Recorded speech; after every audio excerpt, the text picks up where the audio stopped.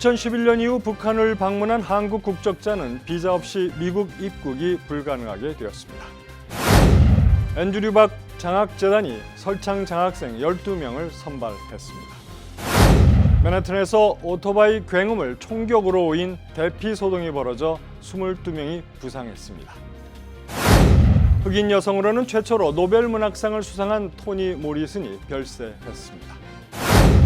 교수들의 성폭력을 방관해온 명문 다트머스 대학이 피해자들에게 1,400만 달러 보상에 합의했습니다.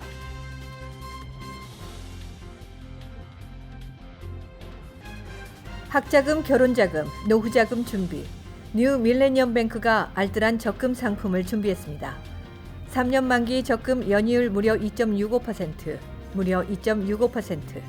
뉴 밀레니엄 뱅크와 함께 미래를 준비하세요. FDIC member and equal housing lender.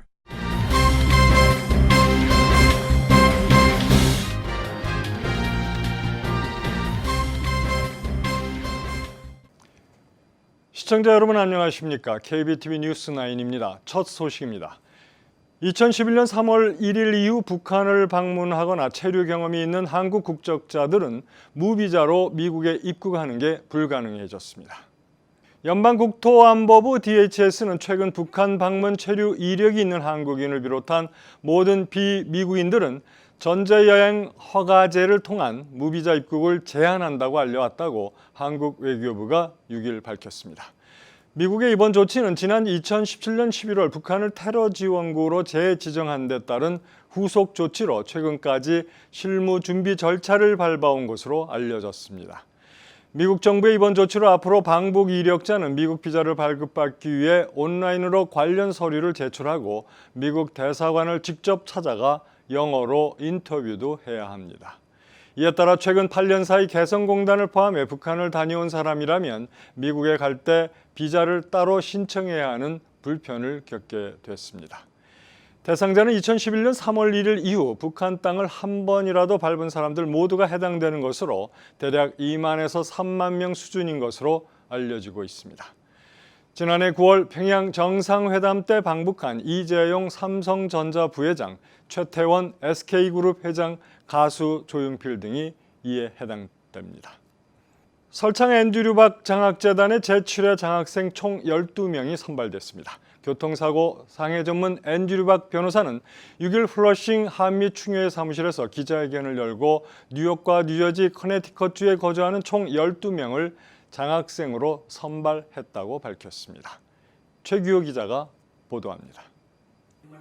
장학금 수여식은 오늘 8월 21일 오전 11시 대동연회장에서 열리며 1인당 2,000달러씩 총 24,000달러의 장학금이 지급됩니다. 장학재단은 장학금 신청자 100여 명 가운데 자기소개서, 추천서, 성적표, 에세이 등에 대한 심사를 거쳐 12명의 장학생을 최종 선발했습니다.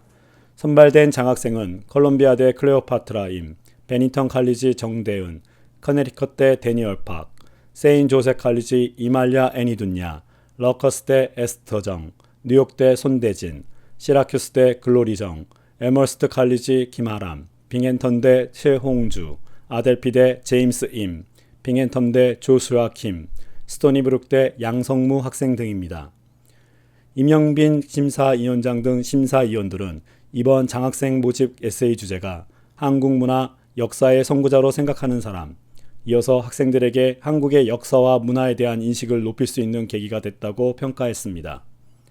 앤드류 박 변호사는 많은 관심과 호응 속에 장학생을 잘 선발했다. 학생들이 큰 인물이 되면 좋지만 행복한 삶을 살았으면 좋겠다고 전했습니다.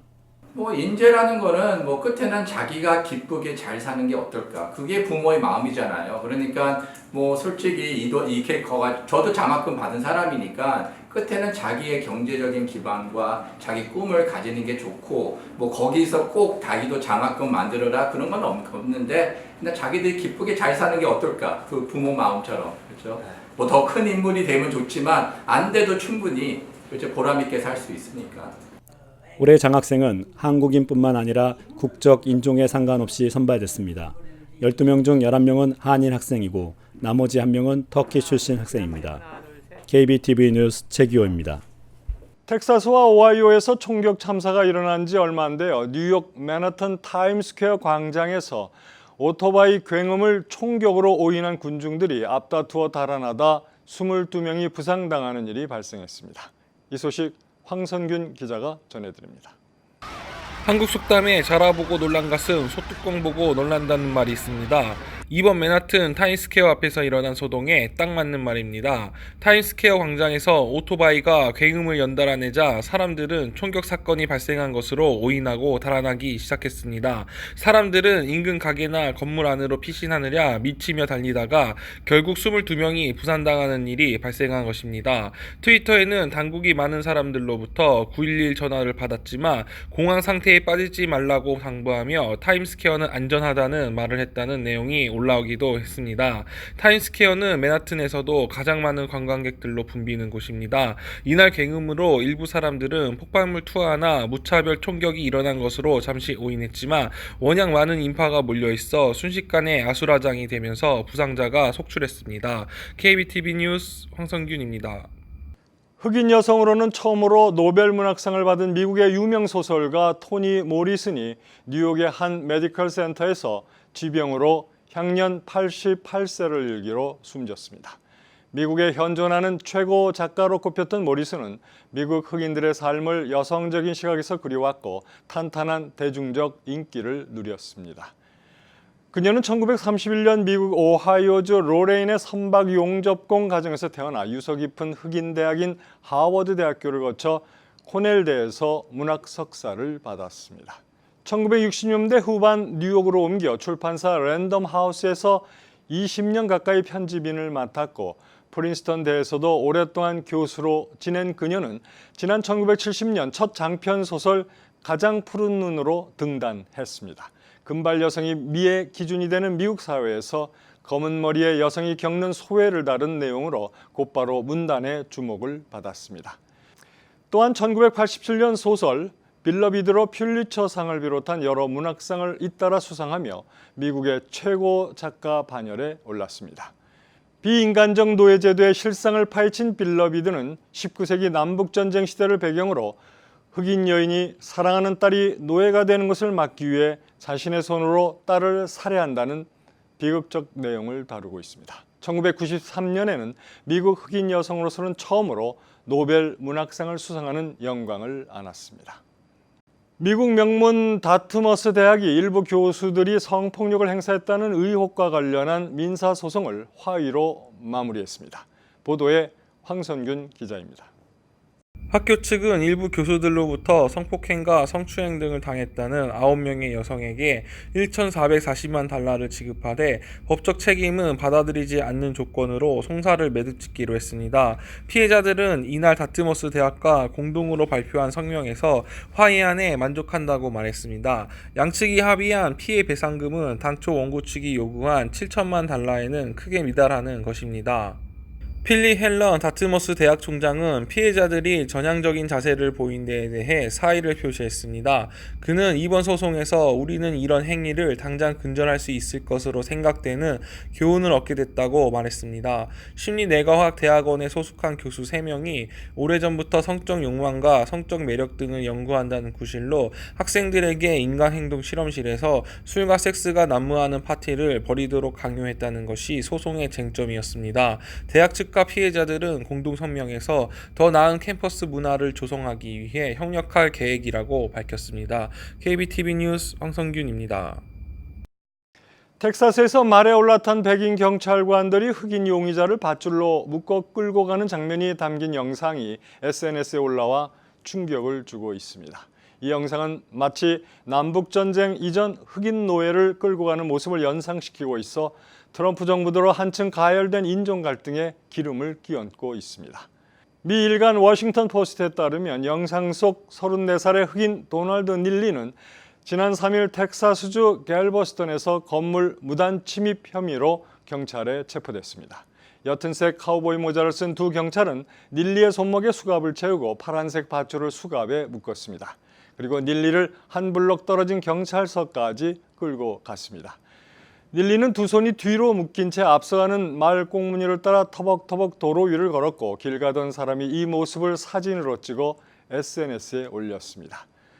빠른 속도로 퍼져나간 사진을 본 흑인들은 1800년대 미국 남부에서 도망치다 붙잡힌 흑인 노예의 모습을 연상시킨다며 경찰을 강하게 비판했습니다.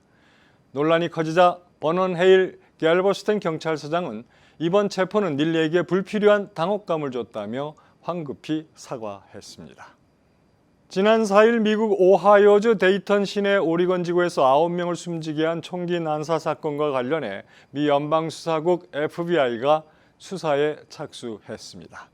FBI 신시내티 지부의 토드 워커햄 수사관은 이날 기자회견을 열어 수사 과정에서 용의자가 총기 난사를 포함한 폭력적인 관념에 집착한 증거를 확인했다며 이러한 증거를 토대로 데이턴 경찰과 더불어 FBI도 수사를 개시하기로 했다고 밝혔습니다. 워커햄 수사관은 구체적으로 어떤 관념이 용의자에게 영향을 미쳤는지 등 범행 동기와 파악에는 중점을 두고 수사하겠다고 밝혔습니다.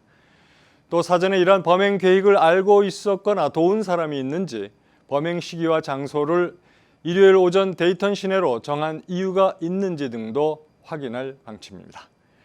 FBI는 또 데이턴 경찰서의 최근 발표대로 사망자 9명 가운데 6명이 아프리카계 미국인이기는 하지만 이번 사건이 인종증오 범죄는 아닌 것으로 보인다고 밝혔습니다. 세계 최대 규모 약국 체인인 월그린스가 비용 절감 계획의 하나로 미국 내 200개 매장을 폐쇄한다고 밝혔습니다. 보도에 황선균 기자입니다. 미국 시카고 교회 도시 디어필드에 본사를 둔 월그린스는 6일 규제 당국에 제출한 보고서에서 올가을 미국 내 매장 200여 곳을 폐쇄하겠다고 밝혔습니다. 지난 5월 영국의 200개 매장에 대한 폐점 계획을 알린 지 석 달 만입니다. 월그린스 측은 폐점 대상 목록은 공개하지 않은 채 작년 말 시작한 비용 절감 프로그램의 일환이라고 설명했습니다. 월그린스는 전 세계 11개국에서 18,500여 개 매장을 운영하고 있습니다. 필 카루소 월그린스 대변인은 이번 폐점 규모는 전체 매장의 3% 미만에 불과하다며 여러 지역에 복수의 매장이 있기 때문에 고객이 감수해야 할 불편과 혼란은 최소에 그칠 것이라고 말했습니다. 그는 폐점 매장 직원들은 대부분 인근 지역에 재배치할 수 있을 것이라고 덧붙였습니다. 월그린스는 작년 12월 2022년까지 운영 비용을 극적으로 절감하기 위해 다양한 조치를 취하겠다고 공표한 바 있습니다. KBTV 뉴스 황성균입니다.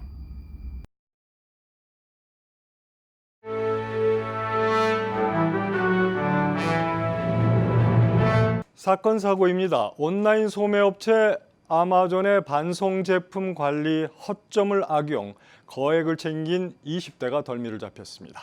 팍스뉴스 등에 따르면 스페인 경찰은 최근 22살의 제임스 길버트 콰르탱을 사기 혐의로 체포했습니다. 경찰에 따르면 콰르탱은 아마존에서 값비싼 전자제품 등을 구입한 뒤 물건을 받고 곧장 환불 요청을 했습니다. 당연히 이미 받은 제품은 반송해야 했지만 그는 대신 처음 받았을 때와 동일한 무게의 쓰레기를 박스에 담아 돌려보냈습니다. 돈은 고스란히 되돌려받았고 반송하지 않은 상품은 다른 곳에 되팔아 37만 달러의 부당한 이득을 챙긴 것입니다. 지난 화요일 맨해튼 센트럴파크에서 남성의 사체가 발견됐습니다. 경찰에 따르면 이 남성은 이날 오전 10시 30분경 레이커풀과 이스트 드라이브 교차 지점에서 발견됐습니다. 머리는 피투성이었으며 얼굴은 시퍼런 멍이 들어 있었습니다. 경찰은 이 남성이 살해당한 것으로 보고 수사를 펴고 있습니다. 횡단보도에 신호등이 제대로 설치되어 있지 않아 보행자 사고가 끊이지 않고 있는 팰리세이드 파크 브로드 애베뉴에서 한인 보행자가 자동차에 치이는 사고가 또 발생했습니다. 목격자에 따르면 6일 오전 8시 50분경 펠파크 웨스트 홈스테드 애베뉴와 만나는 브로드 애베뉴 선상에서 횡단보도를 걷던 한인 남성 보행자가 한인이 운전하던 SUV 차량에 받치는 사고가 일어났습니다. 보행자는 다행히 크게 다치지는 않은 것으로 전해졌습니다. 사고 발생 지점은 펠파크 상권 중심가로 횡단보도가 설치돼 있지만 신호등이 없어 그동안 항상 사고 위험이 도사리고 있다고 지적돼 온 장소입니다.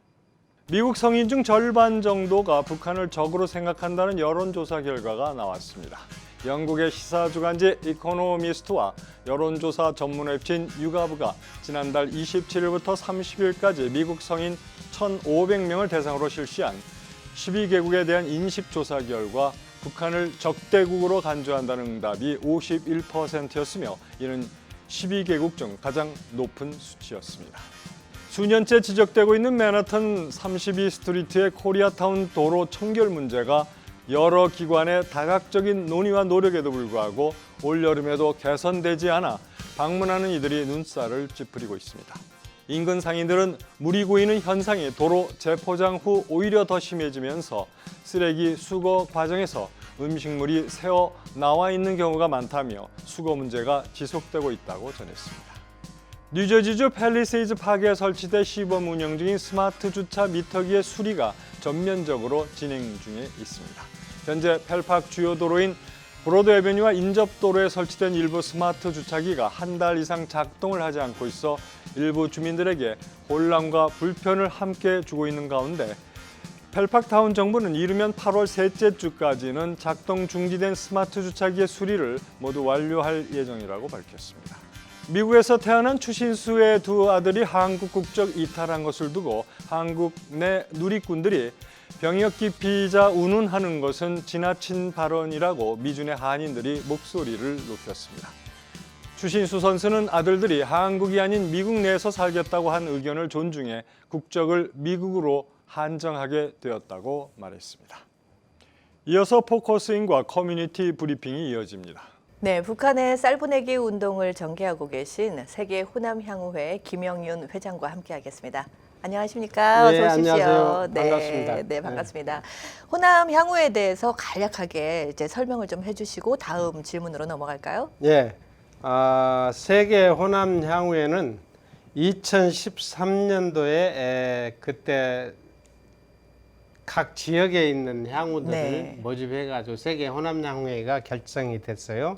그래가지고 10월 4일을 세계 호남인의 날로 제정을 했습니다. 네네. 해가지고 매년 10월 4일을 전후로 해서 2박 3일 또는 3박 4일 동안 전라, 남북도, 광주를 중심으로 해서 행사를 개최하고 있습니다. 네, 그렇군요. 네, 네. 이 뉴욕과 뉴저지에서 활동하는 한 그 회원은 몇 명 정도 활동을 하고 계세요? 뉴욕, 뉴저지 지역의 호남 향후회원들은 약 한 15만 내지 20만 명으로 그렇게 추산을 하고 있습니다. 굉장히 많네요. 예. 예, 이번에 북한에 어떻게 쌀 보낼 어떤 그런 운동을 펼치시기로 하셨어요? 이제 쌀 보내기 운동을 한 것은 우리 호남 향후회가 태동한 계기는 네. 80년도 광주 민주화 운동을 계기로 해서 호남 향후회가 미주 지역을 본거지로 해서 태동을 했어요.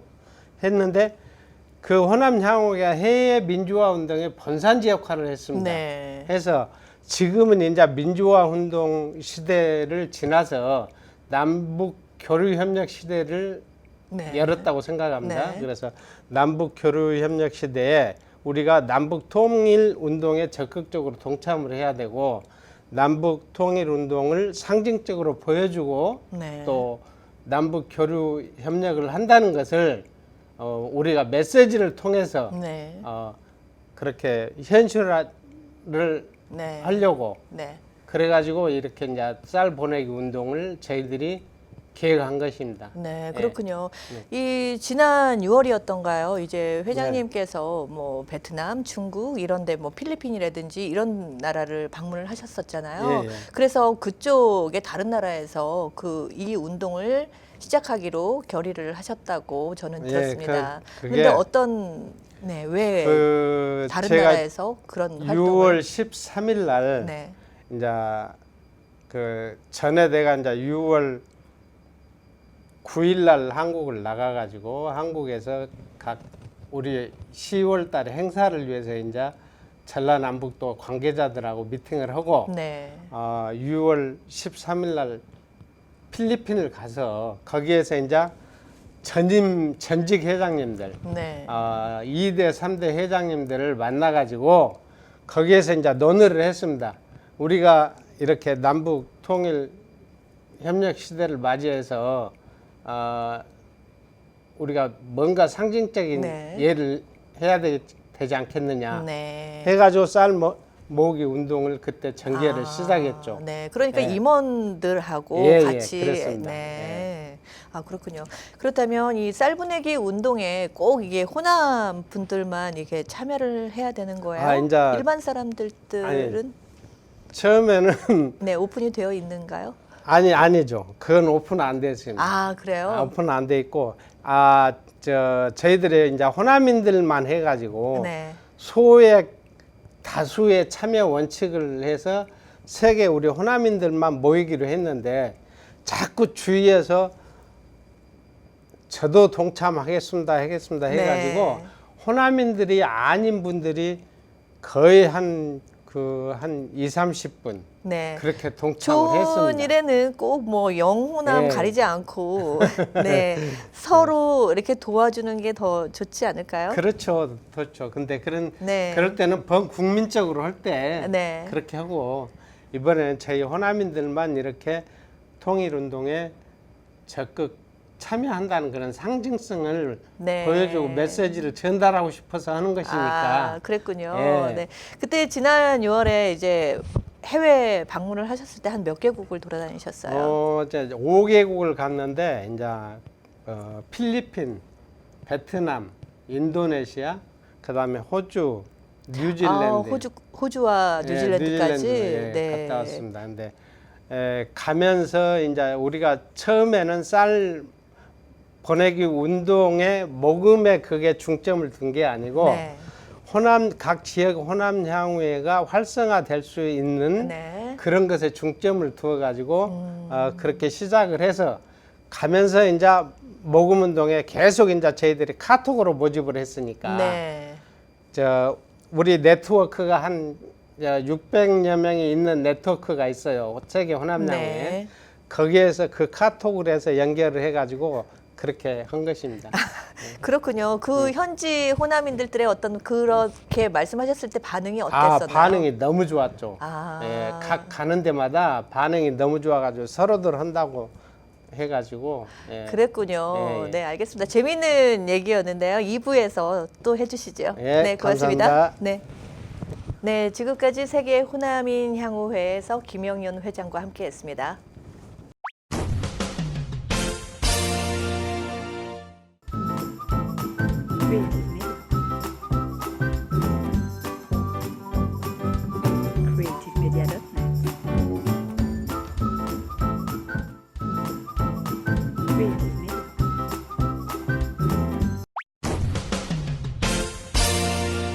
이어서 환율과 증시 전해드립니다.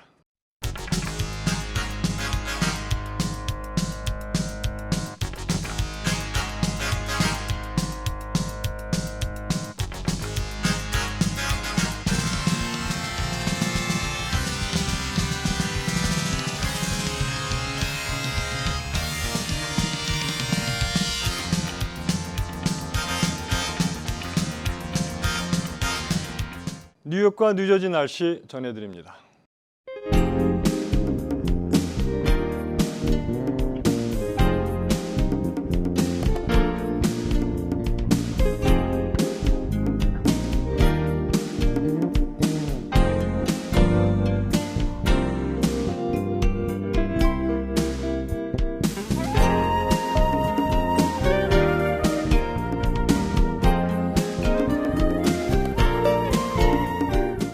오늘도 KBTV 뉴스9을 시청해주신 여러분 고맙습니다.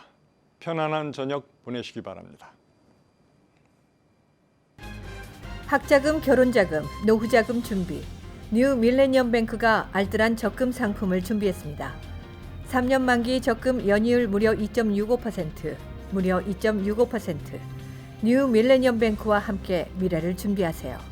FDIC member and equal housing lender.